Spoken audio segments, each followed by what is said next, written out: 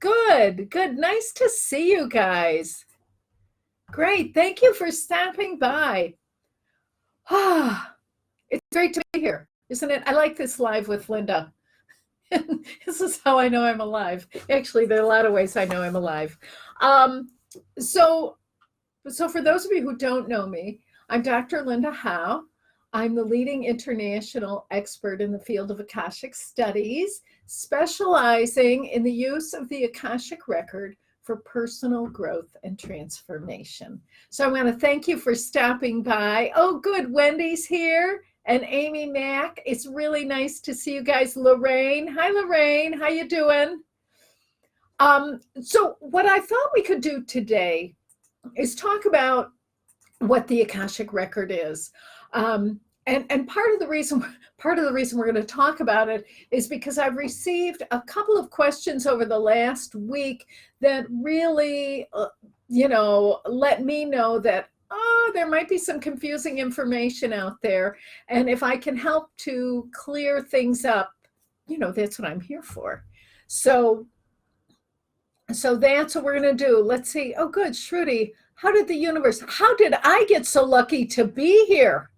How did I get so this time, right? This time, I'm glad I'm here. We're all here. All right, now, Shruti, I see you have a question. I'm going to get to it in a couple minutes. I just briefly want to go over um, what the record is, okay? And I think it's helpful if we have a clear idea of the nature of the Akashic record, the Akashic field, then we know how to use it. And then, appropriate expectations make all the difference, whether it's in our spiritual work or our relationships with people, right? I mean, we want to know, what is this and what's going on and what can we reasonably expect? So one of the things I know from my own practice is that the record is just bursting with transformational insight, right? And guidance and wisdom.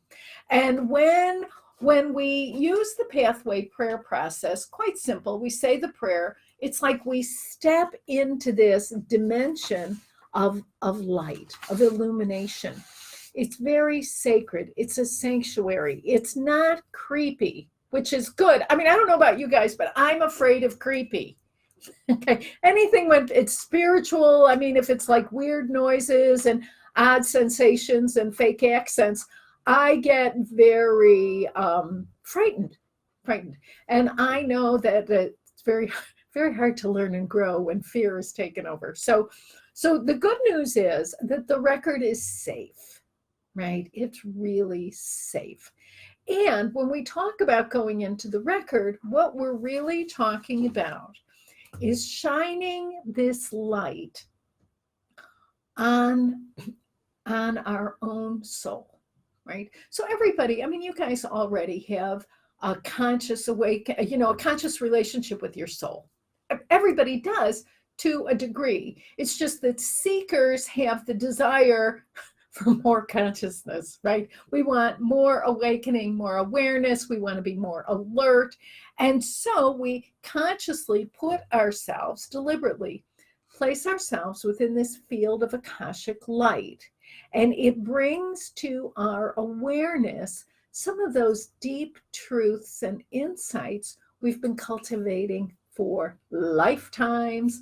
Like your soul is really a treasury of all the growth you've experienced throughout your many, many, many incarnations.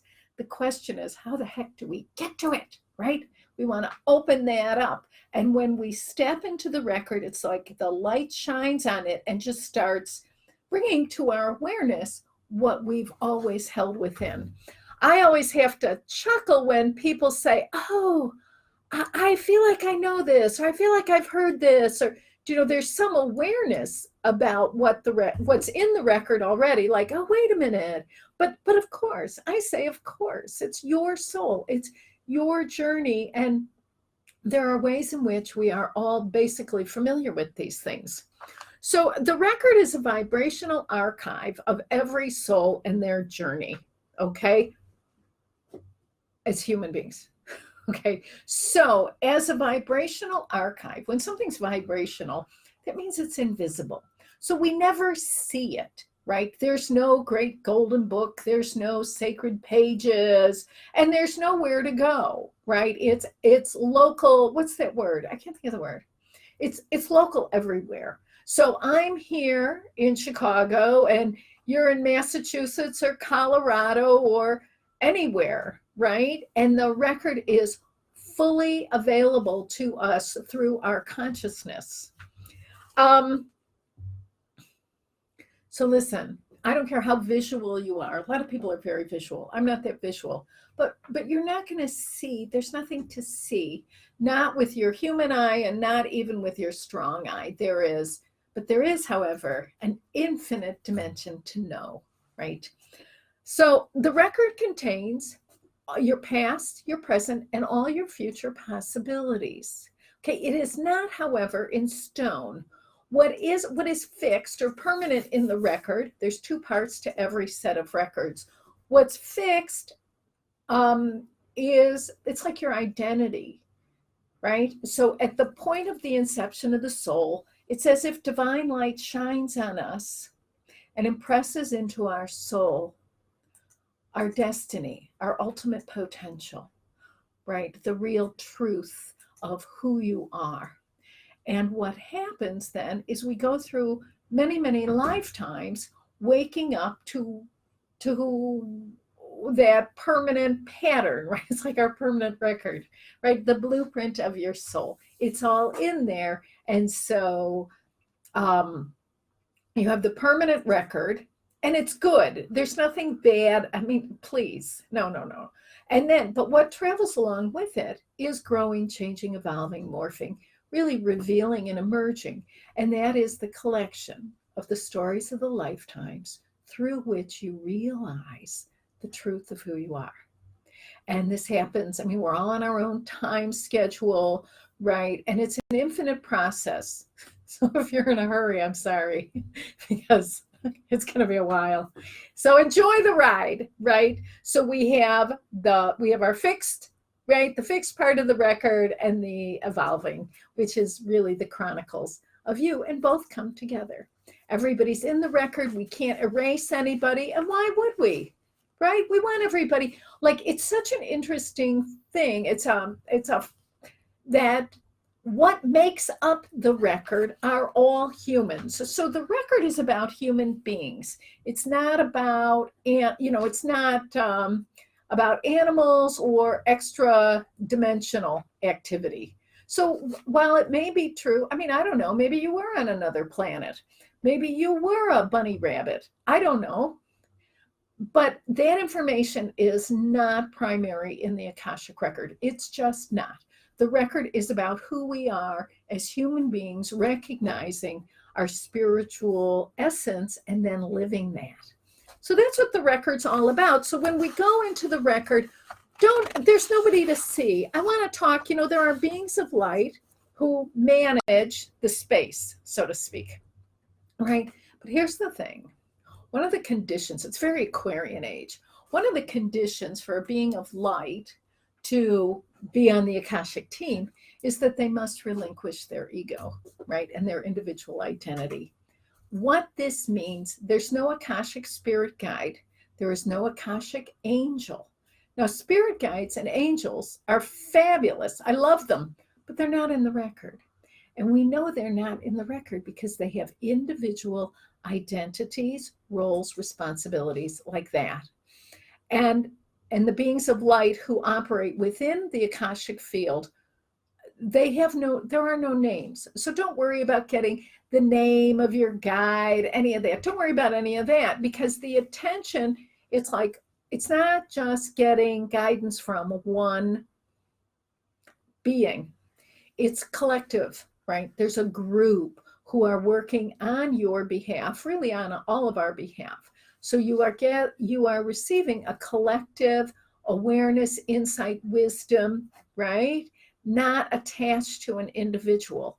When we work in the record, what's important is you and your awakening and your experience, right?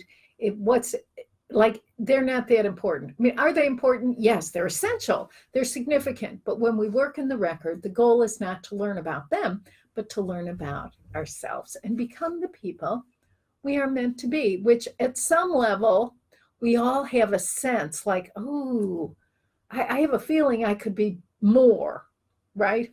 I hope I can be more. That's my hope, but you understand. Okay, I think this is, we've got some other people came on. Oh, Shrudi's here in India.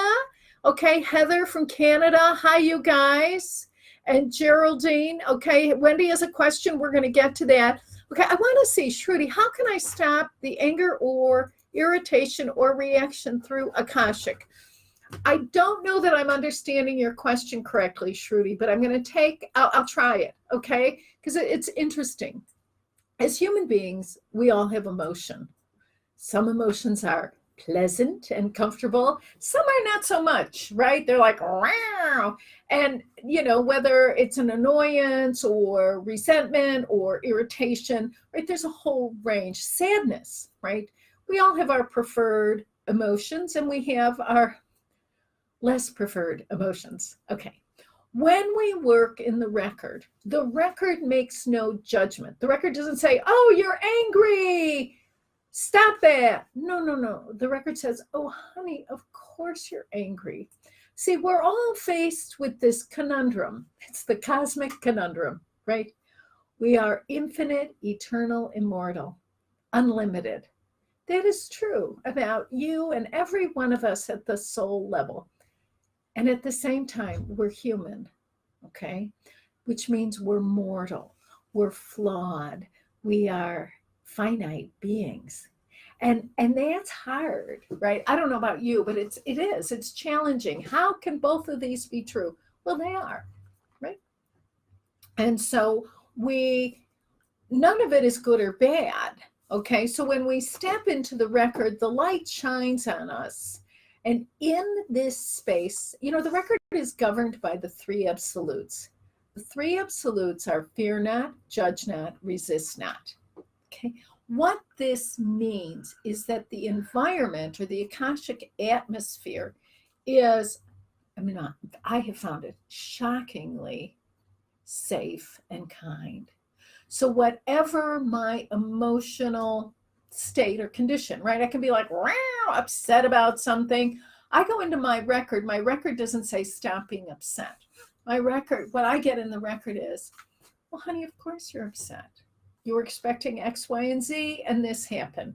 You were disappointed, or whatever it is. So working in the record, we learn to have compassion for our human selves, okay? And what is I think this is fascinating, right? As we acceptance it ignites release. Acceptance facilitates release. So if I'm upset about something and I go into the record, I'm like, help me to understand this or know this, or I don't want it. How do I get rid of it? I don't want to be this way. Okay, the rejection of emotion causes things to get stuck, right? So the more upset I am with myself about my imperfect, right? What I consider my imperfect emotions, the more they persist. It's one of the laws, right? Whatever you resist persists. So then we move into this, okay, in the record, it's like, well, honey, it's okay. It's okay. I know it's uncomfortable, but it's all right. It makes sense. It makes very good sense. Our emotions are always, they have a message for us. If I'm upset, sometimes it really tells me, gosh, I didn't even know that was that important to me, right? We learn a lot about ourselves and others and our values and our relationships through our emotions. So it's important that to the best of our ability, we not judge them. Working in the record gives us a safe space, an arena within which we can identify, be honest, and be open to the possibility that we are still fundamentally good people, even though in the moment we are terribly uncomfortable. So I don't know if that helps you, sweetheart, but but but it will take the right, it will take the emotion down. Okay. Now, how is the soul originated? Is that right, Wendy? Yeah. Okay. So this is a good question. So here's the thing. At the beginning of time, it's the best way I know to explain it. At the beginning of time, the ultimate, right? The divine. Some people call it God, people call it all kinds of things, right? But this ultimate universal presence of goodness, right, was expressing itself. Okay? And in this expression, the one of the pieces, that's not right, one of the instruments, we'll call it, one of the instruments of expression was the soul, right? The soul is made up of the God force, the universal light and love, right? That's what it's made of. And it's expressive of the divine reality, and it's also reflective, right? So it's like if we imagine the sun, right? The sun expressive, right? The moon reflective. But the moon is made of fundamentally the same elements as the sun, right? So that's so the soul, the soul, there is one soul that we all belong to, right? It's the universal soul. We all belong to it. It's part of the great mystery of life, no beginning, no middle, no end, right? So the universal soul is made up of us all, right? And then what happens is each individual human creature, right? Each individual human expresses this divine essence in a unique, personalized way. So I am the Linda, like the Linda fragment, right? The Linda ray of light. And Wendy, you are the Wendy, right? The Wendy expression of the light. And Shruti is the Shruti expression of the light. And together we form the one light, and the one light is the soul. This is in, the great mysteries of life, that we don't know. We don't have dates on how this all comes to pass. But we begin to understand, like, what's interesting about the soul is that it's always been present, but we're not always aware of it. I mean, you know this. I mean, we've walked around for lifetimes in the mud, and now we're very vertical, and our minds are awake, and our hearts are softened, and our wills are strengthened. And so we're becoming aware of these things. And but the soul's always been there, and it cannot go anywhere, which is good. The good news is the soul is always a part of us. So here we go. All right, so Karina from Greenland. Hey, how's everything in Greenland? Oh, Sue, hey, Sue, how are you? God, and Twana, nice to see you guys. All right, so Karina has a question here about using the prayer and feeling the presence, but don't get answers. So Karina, here's the thing. I would really invite you so when we work in the records, and let's see if this helps. Okay, I want you to try this, and then you can come back and tell me next week.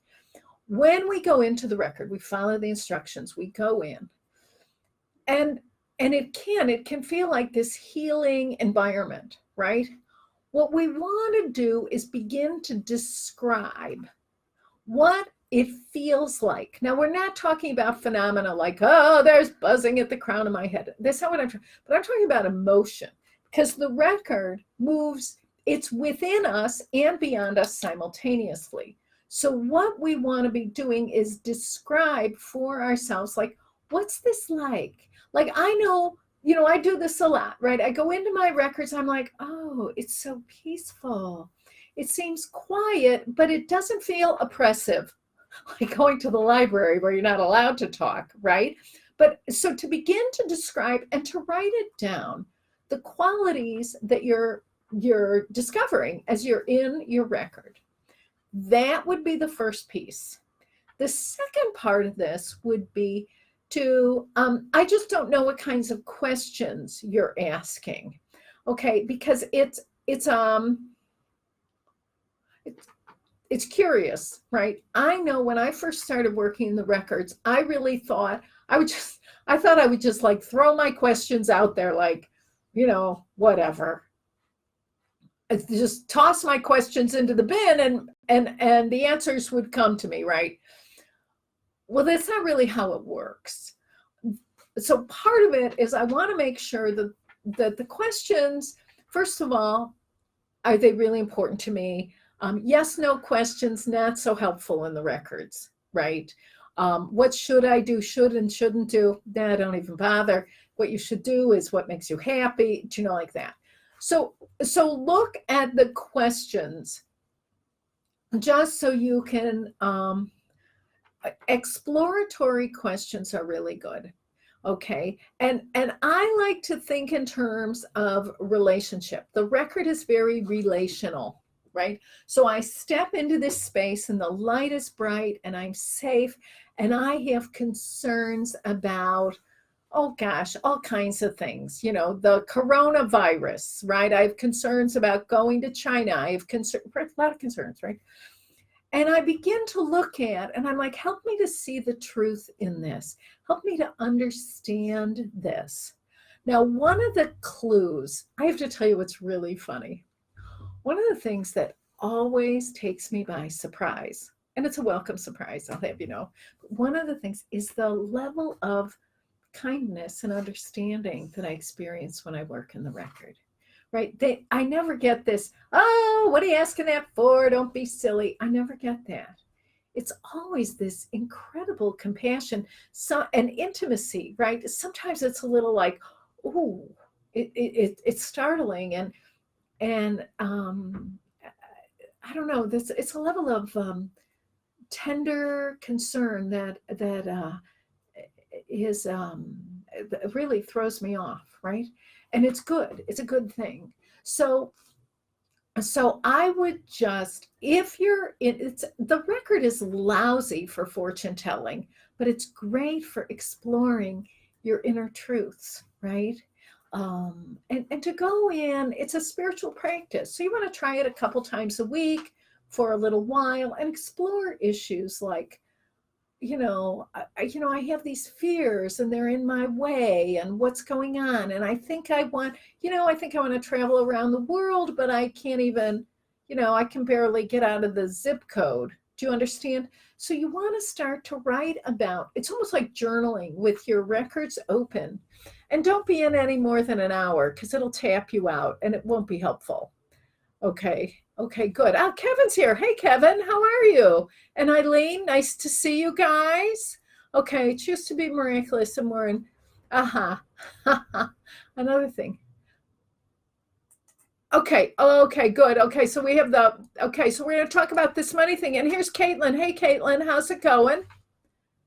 I hope it's good. It's good. It's nice to see you guys. So this business, okay, this whole idea of drawing from our past to support us in the present. Okay, here's the thing. First of all, you understand that the way to mine prior life experiences is through the moment. So let's say, I'm finishing up a book, right?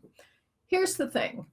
I open my records, and if I say, who was I in a past life who wrote a book? I want to meet that person and I need their help. I'm not getting very far, right? Because, who knows what I wrote 2,000 years ago probably won't be very helpful today. What might be helpful, however, is the mindset, the approach, the discipline, right? Those qualities. Now, I may have an awareness of, wow, I've done this before, right? So what we can draw on as we have a sense like, oh, yes, this is a part of me. as long as we don't put too many, what do you call it? Like, I want to say restrictions. I don't think that's the right word. I think it's more like if I start telling this, like, I have a sense I wrote a book in a past life and I want that person who I was to tell me what to do, that's not going to work. But if I open my heart, like, oh, wow, and really open my heart to a harmonious relationship with that expression of who I was in another time and place, then I will be able to draw on, right, the wisdom that I gathered in that lifetime.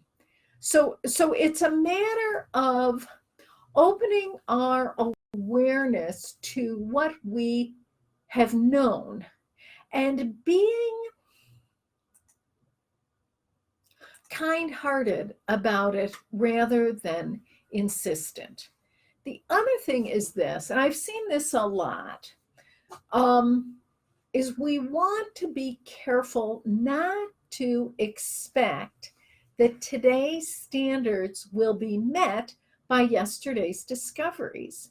Okay, so let's say I was an engineer in a previous lifetime, probably, ancient Rome, and I'm doing roads, right? Now, there's a certain consciousness in that is terrific, right? Like, oh, I had an awareness of the needs of roads and the relationship of moving people and goods and like this, right? And what it takes to build a road and what materials. But let's say, okay, I'm in Chicago, flat. In Rome, hills, right? Different climate, different, all kinds of differences. So to think that I'm just going to get some secret formula for building roads from who I was, I don't know, 1,500 years ago, that's not going to be helpful. But what will be helpful is that awareness, the sensitivity, like to actually begin to open my heart to who I was in that lifetime and how I viewed the need for roads and how to how to get them going, right? That's what's helpful, okay? Because I'll tell you something. The equipment that we have today is so much better than it was 1,500 years ago, which is great. Hey, Lenny, how are you? And there's Jay. And oh gosh. So, okay, good. Hi, Kathy. Nice to see you guys. Thanks for stopping by. So the other thing is about money. Listen, money is our friend. Let's start there. But I want you to think in terms of this. It's just a new way to think about money. Well, it is for me, maybe not for you. But for me, the more I understand that if something is my soul's purpose, right, something really, right, it's very important to me and I can do something about it today, I will have the resources to do it, okay? Like the work I'm doing now, I want you to know something. When I first started, first of all, it was a long time ago, I was still blonde. Let's go there. But when I first started, there were no computers. Everything was, was flyers and whatever the heck it was, right? It was a different time. And what's interesting is at that time, first of all, I didn't even know about computers, let alone have the money to buy one. I didn't have that, but I did have enough money and enough creativity and whatever to make some flyers and invite people, right? I had enough resources to get business cards. So what's interesting is we always have enough financial support for the next step. The life does not want you to debt yourself. Okay, debting yourself is not like, no. That's not helpful. Trust me on that one. So you want to be looking, what can I do today that really unleashes within me the experience of love and brings me satisfaction, happiness. Now, this is not like silly, right? unless it is. But right, that sense of like fulfillment, contentment, enrichment, those qualities. If you shorten your time frame, right, you will have enough to take the next step. Okay. And we want to work with life. You know, it's interesting. I used to think, boy, I'll get an idea and I'll like paste it onto life, or life is going to come and do something to me. It was one or the other. And the truth of the matter is, manifestation and abundance, it's all about, there is a realm, right? It's a realm of engagement where our deepest, most true desires, the desires of your heart, meet with life just the way it is. And we have to, we have to, I mean, it's part of our karmic transformation that we learn how to bring our spiritual awareness to our ordinary life and kind of mix it together. And that is where people will often say, oh, and there's miracles and there's magic. That's true. That's true. But we have to, right, by bringing those two together, that's where the real fun happens. So anyway, I hope that helps. We've got some other, okay. Thank you. All right, listen, does anybody else have questions? I don't see any more questions coming in. All right. Well, listen, we're going to meet again. We'll meet again next week, same time. And so you have a couple things to think about, right? You think about what the record is and what you've been expecting, you know, and this whole business of describe what it seems like. And I have to tell you something, this I think is so funny, is that let's say you open the records and it seems like nothing is happening. You know, I'm desperate, I need to know, I want to know, I need help, nothing. Then what you want to do is describe nothing. What does nothing feel like?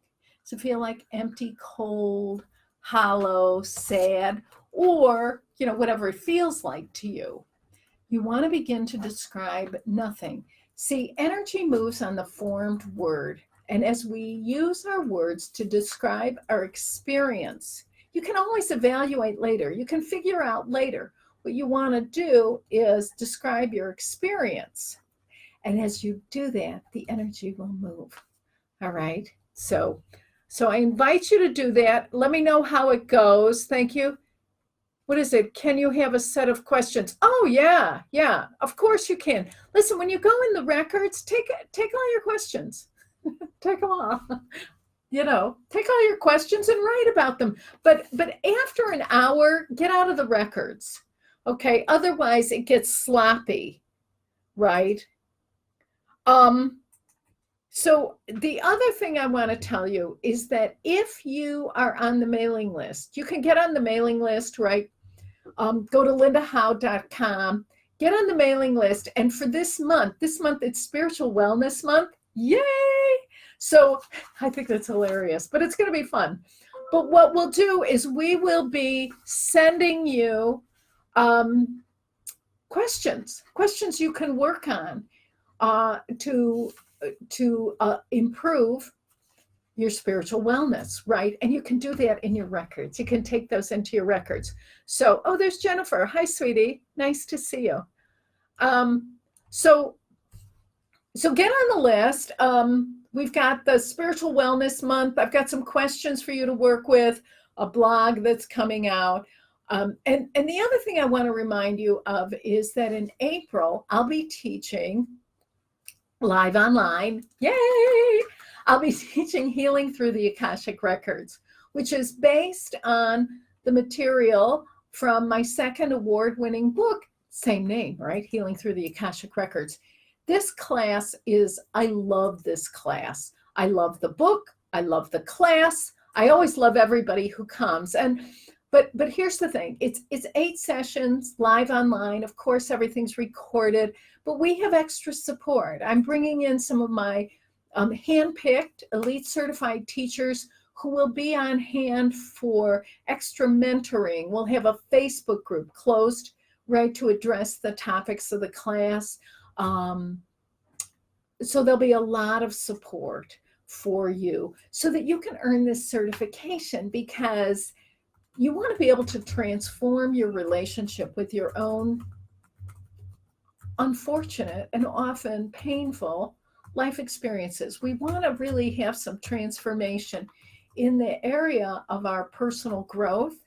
And then, listen, for many of us on the spiritual journey, helping others is really huge. It's like we have this deep desire to do that.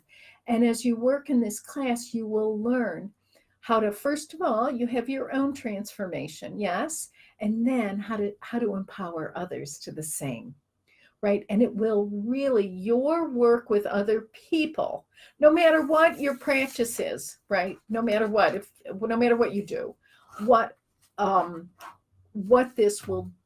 class will equip you to do is take the quality of your work to your next level. Okay, so it is a way to do that. So you will have a shift in your own consciousness, which will then naturally be a blessing to others. So come to that. It's going to be a lot of fun. And I think it looks like, okay. All right. And we've got somebody else. I think somebody else wants to. Okay. Cheryl. Oh my God. Cheryl Matthew. My goodness. You remember when I was blonde? I love it. I love it. It's so nice to see you. Thank you. Thank you.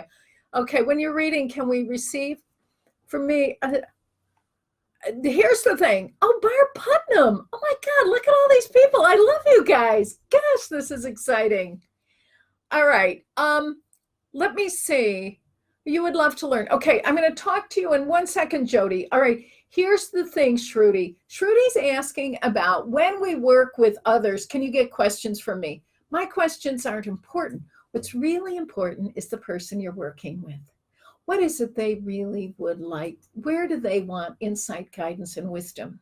What's happening in their ordinary life that's causing them distress?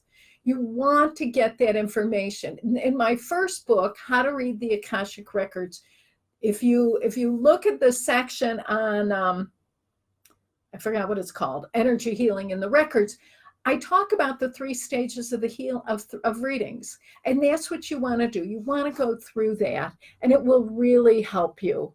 All right, Jody wants to learn. Jody, you can learn how to access your records. Heavens to Murgatroyd. Of course you can.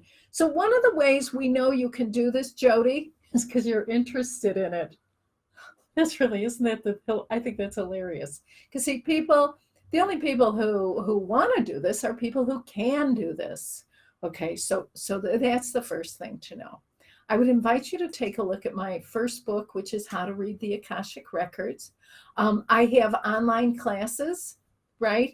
And where they're recordings, but then you also get to work with a mentor who will help you, with personal, questions you have, so that you can really be successful with this. If you prefer to do an in-person class, I have certified teachers all over the place who are fabulous. Okay, just fabulous. A couple of them are on with us today. We've got Amy Mack is in Colorado. Kevin Jackson's up in Edmonton, Canada. I mean, these people are really sharp, and they have been working with others and can help you as well. So, oh, Kathy. Hi, Kathy. You took the class so Kathy, oh God, nice to see you. Thank you. Thanks, Barb. My God, the Love Fest. I'm digging it. Do we have payment plans? The payment plan, okay, are you ready for this? Here's my payment plan. Your credit card. That's the payment plan, right? So if you have a credit card, that's the payment plan. And I think that's it. And there's also, do you know what else there is? There's PayPal credit. So you can look into those. Okay, so there's a couple of different options for you. All right. So thank you. God, thanks, you guys. Nice to see you all. Aha, Sue. Great. You're looking to, oh, yes.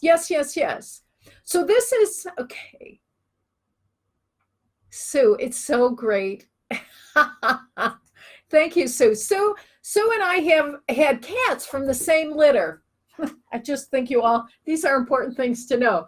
Sue had Claude. Sue, I hope you don't mind me just telling the world about this. Sue had Claude and we had Bonzo. And Bonzo is now, he's a senior, he's a Maine Coon, he's a senior cat. And I want you to know, my son moved out. He moved in with his girlfriend and her brother. And do you know he came back and got his cat? I have to tell you, listen, it's one thing to lose your son, but it's really bad when he comes for the cat. Now, the good news is it means he's happy, right? I want him to be happy. I don't want him to be that happy. Anyway, I'm kidding. It's terrific. So it's nice to see you. Thank you. And yes, we have, so here's the thing. The courses that I offer, they are certification courses, and you will be, like if you take the healing class online, you will be a certified healing practitioner. And I don't know, did I tell you, in the August of 2021, I'm going to be doing an in-person teacher training here in Chicago. Okay, it's a week long, and there are, the 5 core courses are required. So if you want to come to that, gosh, it would be great. I only do this every few years. And 2021 August is going to be it. So if you're interested, let me know. Go to my website. You know how to check things out. Anyway, I think, it's funny because I keep thinking, oh, this is okay. Oh, Caitlin, you have a Maine Coon. How about it? Are they a riot? They are really great animals. Spanish. Do you know what? I don't know how to say your name. Is it Himina? Anyway, please forgive me for mispronunciations. I am so American. It's just ridiculous. I don't have anybody on the team here who speaks Spanish. I am sorry to say, but the books are in Spanish. The books are actually in so many different languages. And you can find them on Amazon. You can find them, How to Read the Records and Healing Through the Records are with Sounds True. So you can go to Sounds True and ask them for different languages. And the other one, the third book, is with Hay House. And so you can contact Hay House to find out the different languages, because the books are in so many different languages. All right, terrific. All right, listen. Hey, I have to go. I love you guys. Thank you so much. And listen, go out there, road test some of these things, think about it, and we'll meet back in a week, right? Next Tuesday, it'll be 1:00 Central. I will be here, and all of the perfect people will be here as well. So thank you so much. I love you, and I'll talk to you later. Bye-bye.